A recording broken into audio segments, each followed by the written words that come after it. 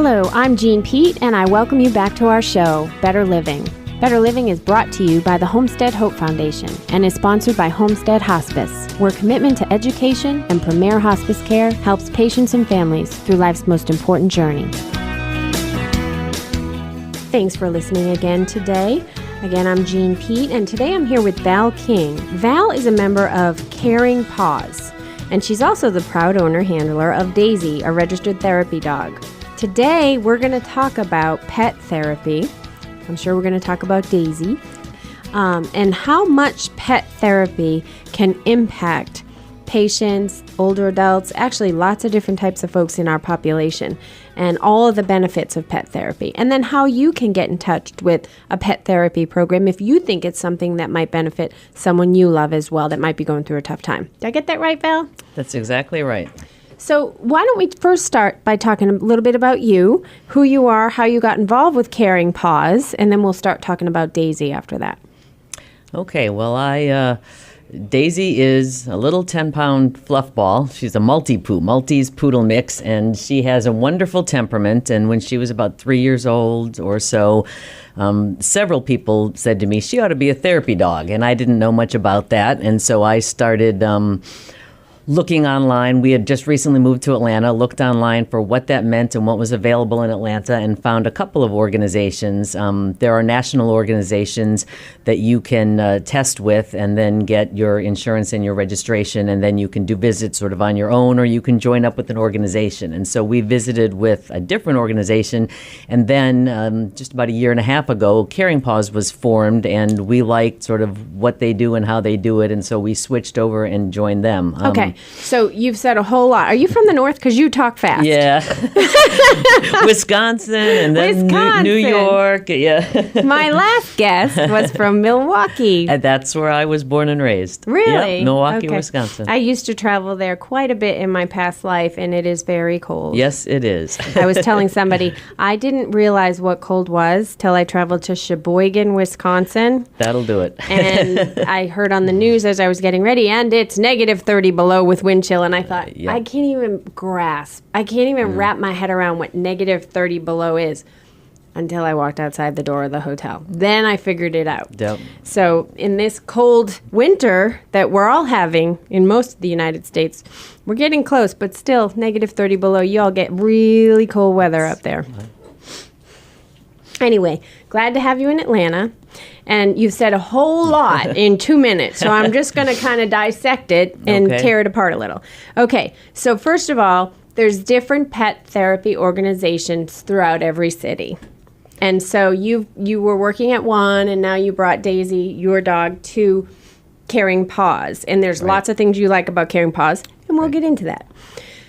But first of all, what does it take for a pet to be certified as an appropriate pet therapy animal? Because it's not just dogs.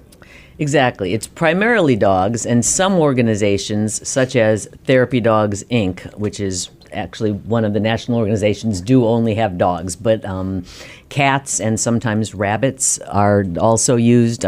Some therapy work is even done with horses, but primarily dogs. And you'll see why in a minute, because the temperament, it's very hard to find a cat that would be a suitable therapy animal. Yeah. But they do exist. I've gone on visits with them, so they do exist. But no matter what organization, whether it's the national ones or the particular local group, will basically do the same thing, which is two aspects. One is basic obedience skills, and again, that's more for the dogs. That requirement is, of course, relaxed a little bit for a cat or a rabbit. Sort of the canine good citizen level of basic obedience skills. And then the second part is temperament. And part of that, the dog is either born with or not. Daisy is just a wonderful, sunny, loves every person she's ever met. That's part of why she's a great therapy dog. But you also have to be good in the types of situations you will encounter at the facilities. You have to be not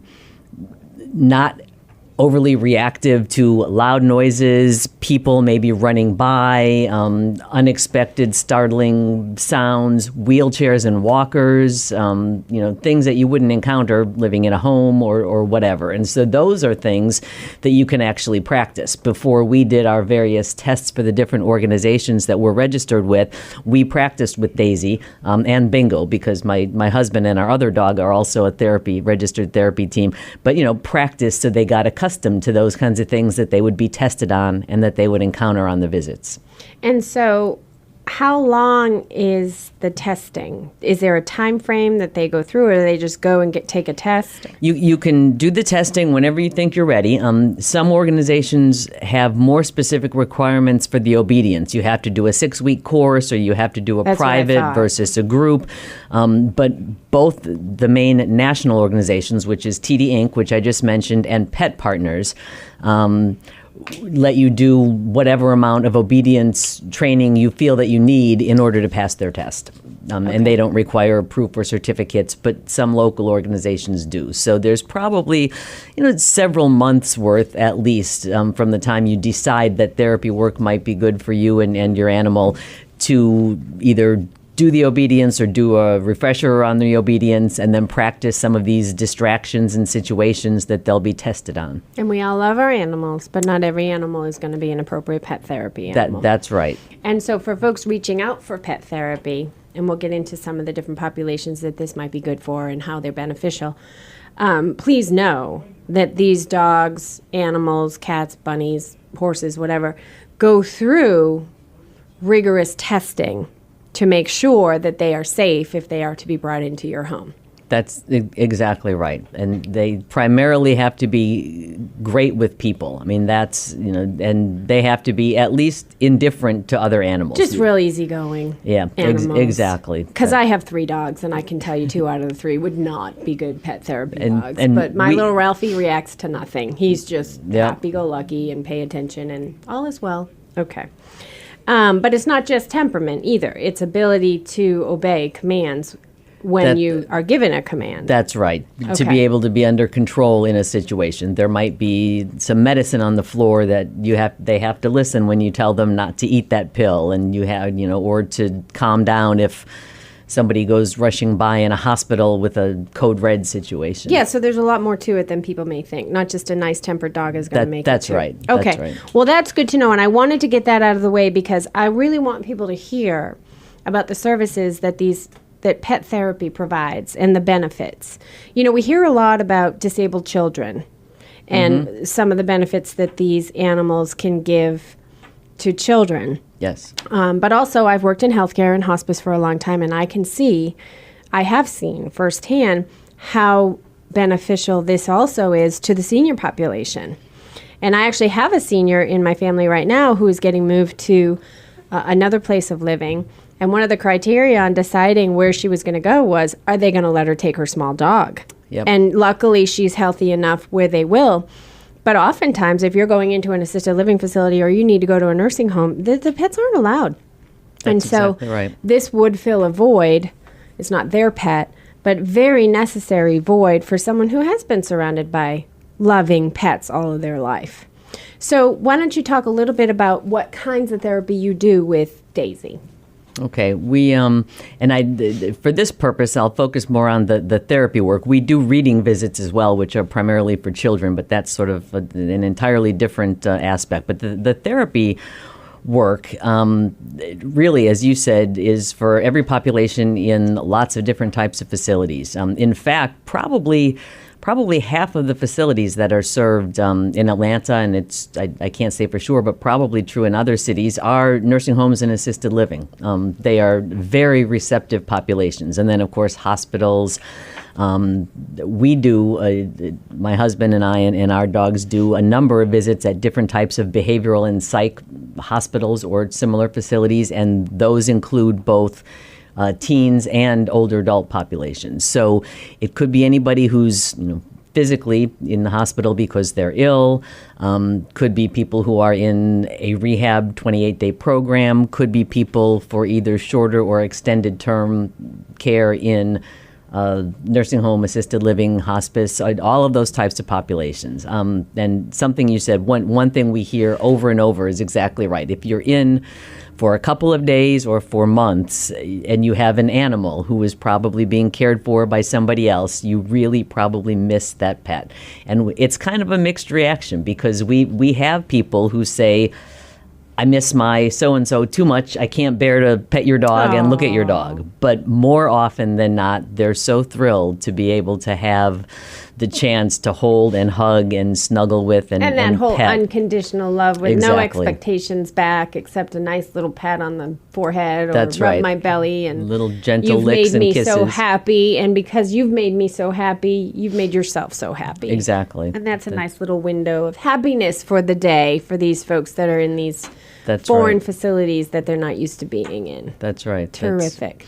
Yep. Well, can you tell any stories about some of the things that maybe Daisy has brought to someone specifically? Sure. Or we've- maybe not Daisy, whoever. Yeah, I know of other stories, and we've got a lot of stories. I know, sort of in general, you talk about sort of the little bright spot in the day. Most of the facilities where therapy, either individuals with their pets or in a team of 3 or 4 dogs, they usually have a scheduled visit. We go the second Saturday to our reading visit and the first Tuesday to whatever. So, and those are often advertised. And a lot of times the clients in these facilities really look forward to, they know that the pets are coming and they really look forward to them. Daisy and I don't do very many nursing home or assisted living, but I know other friends who do, and they talk about that 16 treats being that- given by well, every single person that they come to try visit. that is discouraged, but they do try that. But they talk about like the women getting dressed up and putting on their makeup and waiting in the wheelchairs in the main room, half an hour in So is it advance. a male pet therapist coming with their dog? They're dressing for the dogs. Apparently, they are dressing up Cute. for the dogs. But that's we actually, Daisy has done a lot of children's visits, but we also do, like I said, different populations. We had a really neat one recently. It happens to be at a behavioral and psych rehab facility, but we visit a half an hour with the teens and a half an hour with the older adults, and many of them have cognitive impairment. And we went in, Don with Bingo and Daisy with me, and sort of went up to the first woman who was sitting there on the couch in the main common area. And you always ask, you don't assume, would you like to meet Daisy? Can she sit on your lap? And put Daisy on her lap. Right away started saying she's so beautiful. She was petting her, snuggling, and then she started singing her lullaby. And she went on for probably 10 minutes and just sort of making up this song, stroking Daisy, petting her. And one of the staff people came over and called over another one, and they told me after the fact that this woman is usually completely unresponsive and always highly agitated. And Wow. they could not believe that within a matter of less than a minute, she went from that normal state of being without any more than putting this dog in her lap to singing her. I never would have known that was her typical temperament. Oh, that's beautiful. Yeah. That's beautiful. And I hope that got back to her family. Because Yes, that's beautiful. I think they did, yes. So are you all volunteer? Do you get paid to do what you do? Yeah, How this does is all work? absolutely volunteer.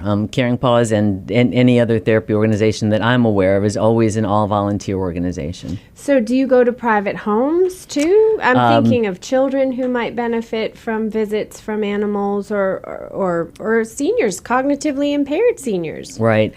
We don't. Caring Paws does not do that, with the exception that our connection with Homestead Hospice, if they had a hospice patient who was So in you'll their connect own with home. organizations and go to those patients' homes. Exactly. That's It would beautiful. it would be through that. I quite honestly am not sure. We have, as you can imagine, a good and extensive liability insurance coverage, and it's done through the testing and keeping up with your registration through the national or the local organization. And so I'm not sure the extent of what the liability coverage would be, but there's no reason, at least in theory, that you couldn't go into a private home.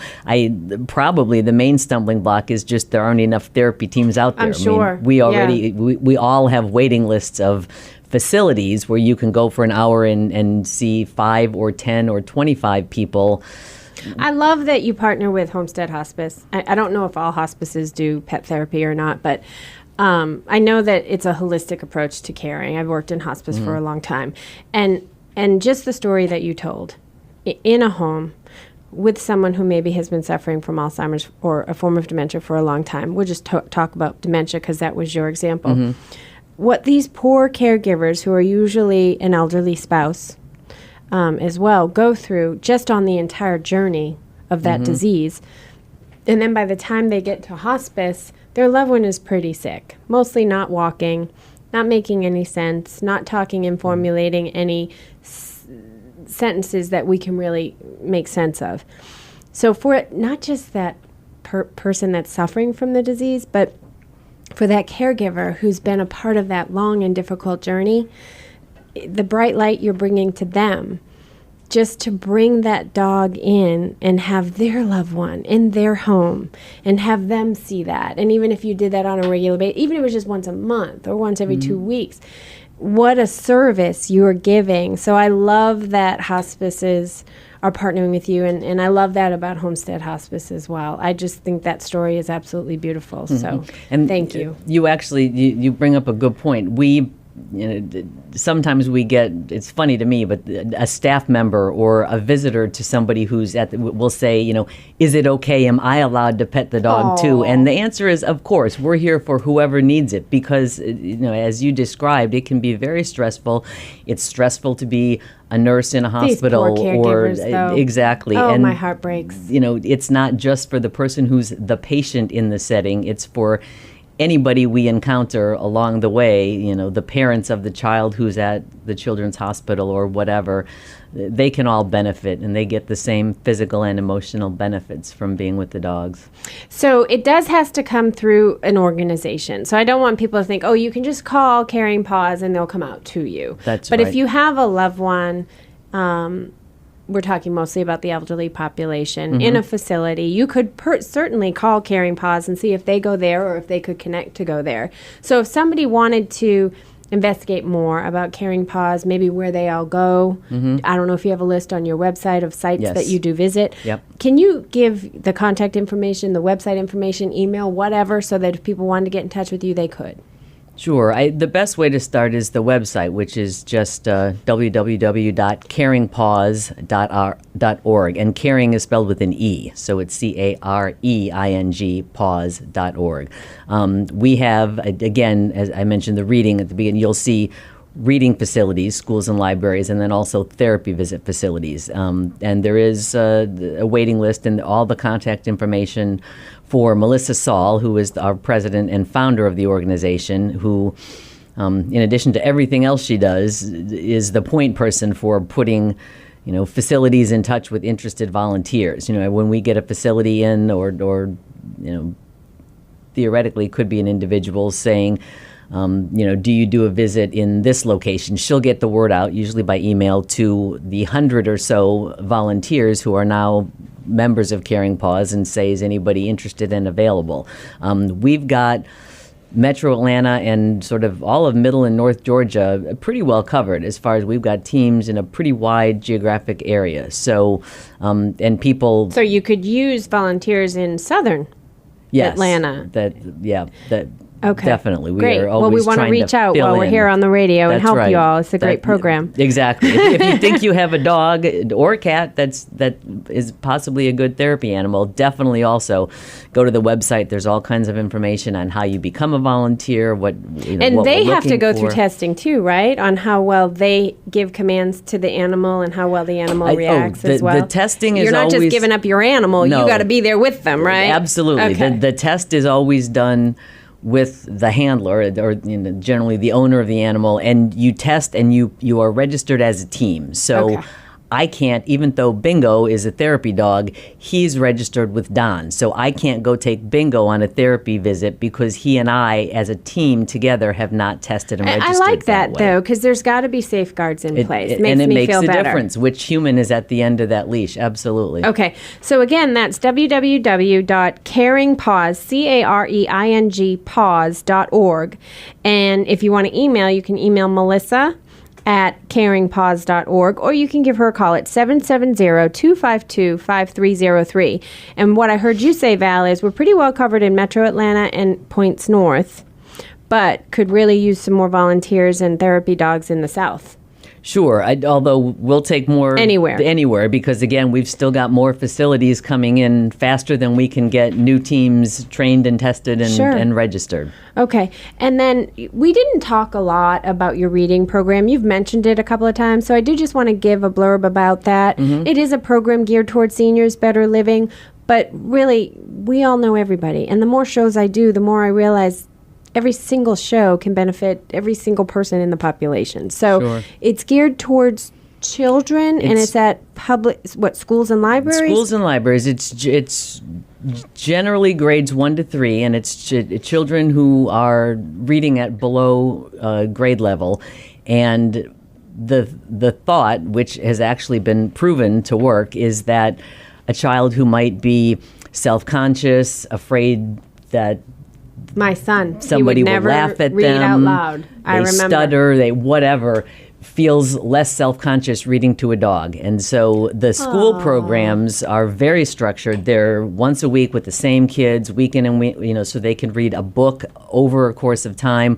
Library visits tend to be once a month, which is what we do, or sometimes once every other week. And the children sign up in the school programs. The teachers suggest the students that would be good for the program. And I mean, this has been tested and measured, before and after kind of thing. And the improvement in the reading scores is just remarkable with the reading programs to the dogs. Again, you get that unconditional love, non-judgmental. You're just giving that dog loads of attention and hugs while you're reading. Right. I love it. You know what I'd even like to see? I'm a huge proponent of bringing these seniors and these children together. I think not enough kids get that interaction with seniors that they need because seniors are so wise to life in general. And not enough seniors get enough interaction with kids once they go to these facilities. And, there's lots of reasons we want to prevent children from having to go through loss. I understand all that. But what a benefit it is when we bring these two populations together. If we could somehow wrap that around pet therapy, a senior and a child reading with a dog, and what a beautiful story that would be. So I hope maybe we can bring the reading program and the pet therapy program in these facilities together and somehow come up with a way to kill two birds with one stone. Who knows? That's a great thought, yeah. Anyway, I'm Jean Pete. I'm here today with Val King, who is the proud owner handler of Daisy, a registered therapy dog, and her husband, Don, is the proud owner and therapy handler of Bingo. Yes. Another therapy dog. And she is a member of Caring Paws, which is an organization here locally in Atlanta that provides pet therapy to facilities in the area, and they also have this reading program for children in schools and in libraries. But no matter where you live in the country, because we also air in Phoenix and the Gulf Coast and New Orleans, there are national pet therapy organizations out there. So if you know someone in a facility could benefit from a pet therapy visit, then you can also look up some national pet therapy organizations. You mentioned one. Well, Therapy Dogs Inc. and Pet Partners are the two. Pet Partners will have animals other than dogs, and Therapy Dogs Inc. is just for therapy dogs. Wonderful. Important information to share. I appreciate you coming today, Val. I'm Jean Pete. Thanks again for listening. Until next week, I hope you live your best life. I'm Jeannie Pete. Thanks for listening. Have a blessed day and week ahead, and listen here same time next week and every week. Homestead Hope Foundation is your resource for a healthy life. God bless.